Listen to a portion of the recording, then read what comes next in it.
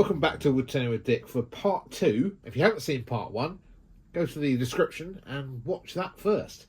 Because part 2 I was going to do as a little short, but there's so much going on, I thought I'd make it into another video. Now, the majority went with the XL Moon. So I'm going to make an XL Moon out of this bit of sycamore, maple, I don't know, it doesn't really matter, as long as it's not too heavy, because it's going to be attaching to this tree at the very top there. This is the challenging bit. I need to put a dowel, a rod or something down into this tree, having it sticking out so that my moon can attach to it.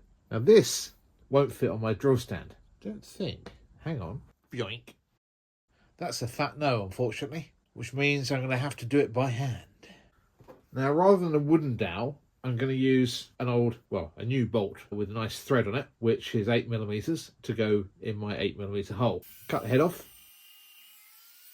And the other thing to show you is this, a very dense piece of bog oak, aside from all this with loads of loose stuff on it, which I'll take off with this a little bit later, with full protection on, obviously. All right, what next? I guess make my moon.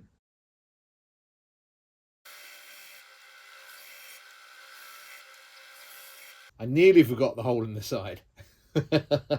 That would have been a bit more entertaining if I'd forgotten that completely until after turning the moon. Jackpot, baby. Now let's get this moon turned. Now that's looking a little bit better than it did, eh? I'm going to put some sand and sealer on there real quick. Not that you need to see this bit, but this hole, my rod.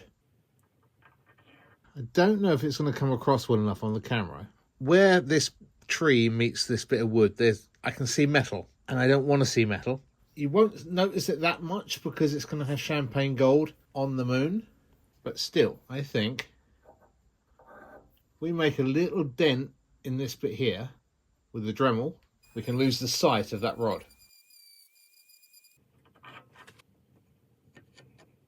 Better, it's not perfect, just need to fatten it out a little bit. So that's my original size for the moon. There is my moon.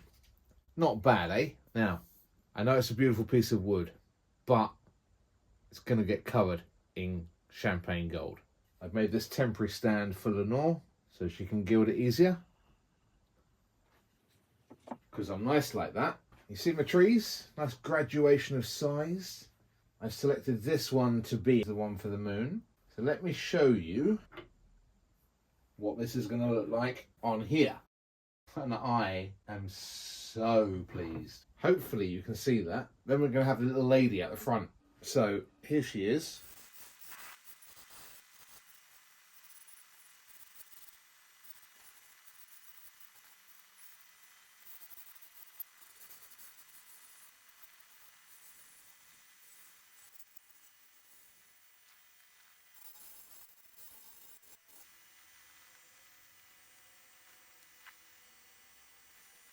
I like the little belt. I think that was quite nice.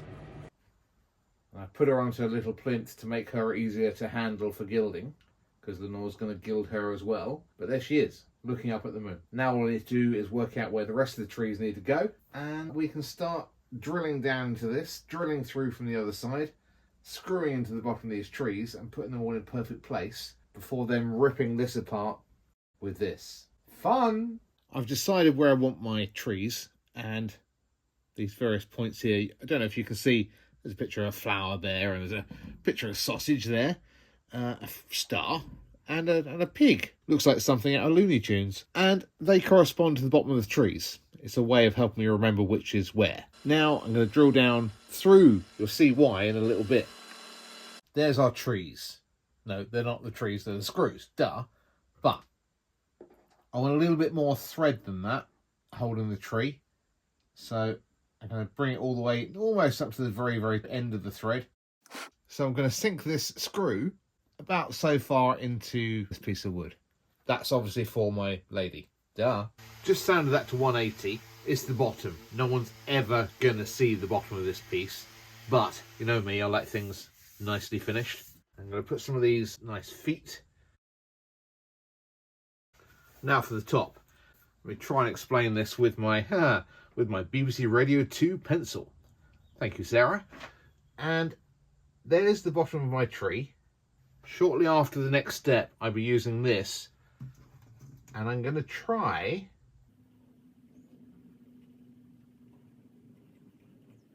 grinding around each of these trees with this kind of shadow effect. So this bit will be nicely finished, as will the tree coming up. Everything around it will be roughed up like this. Now it's time to strip this back. Yay.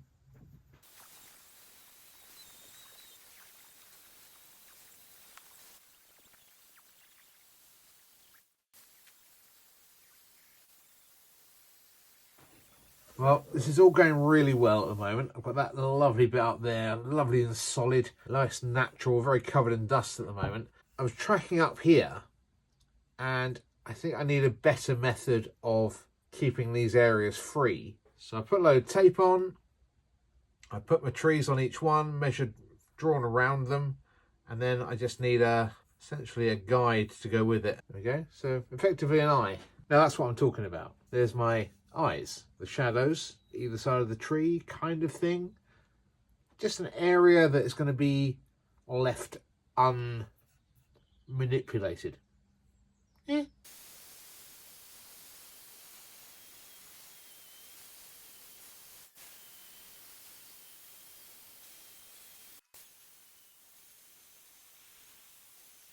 See, now that's what I'm talking about.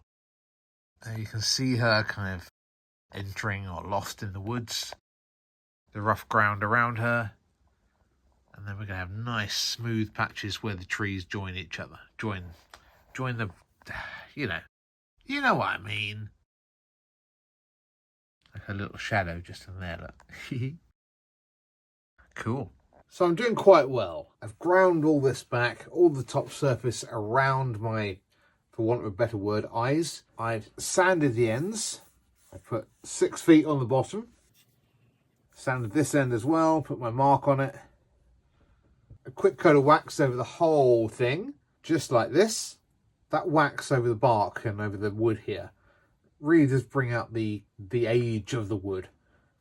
I love that kind of used look all over it with the shiny. So I need to put a sheet down because the trees are coming out and they're getting fitted. Finally. I was going to use a dab of glue around the base here, but actually the screw's going to hold it in nice and tight because there's lots of thread on it, and I might need to adjust this one anyway when the moon goes on.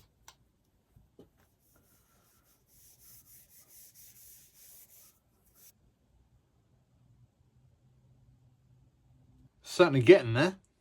Nice and strong, these. I will end up putting a glob of glue, but looking quite good. Okay. The leaf shape, eye shape things was meant to be the same sort of finish as the stem of the trees. I'm not sure it works. I think I'm going to have to go and take all those down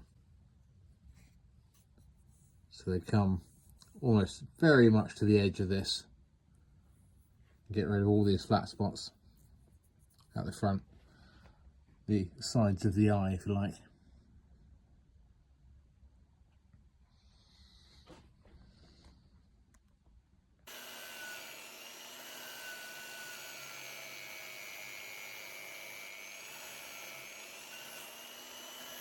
It really has got quite a nice texture to it.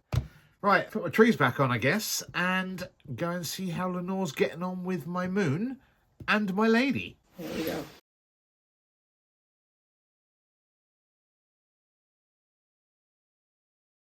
It's quite moon-like, isn't it, in terms of colour? Yes, that was the thought anyway, isn't it? There's a gold called moon gold as well that is, I think, a little bit less nice than the champagne. Ooh. I think the champagne works better. No, you like spinning it, don't you? Actually, the spinning it made it very difficult to gild. Oh. And the lady. Oh, look at the lady. Okay, trees are all bolted down. I've glued the top rod into the tree at the back there.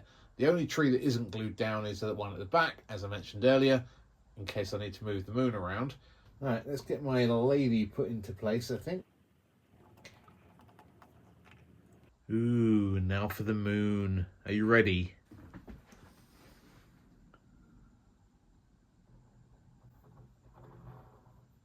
I'll glue it in place later, but that works.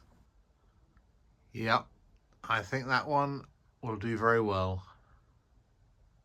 And just before I disappear, I thought I'd show you the box I knocked up while Lenore was gilding the moon and the lady. Because I know certainly my Auntie Maureen loves my boxes. I threw this one together because I need something to protect it.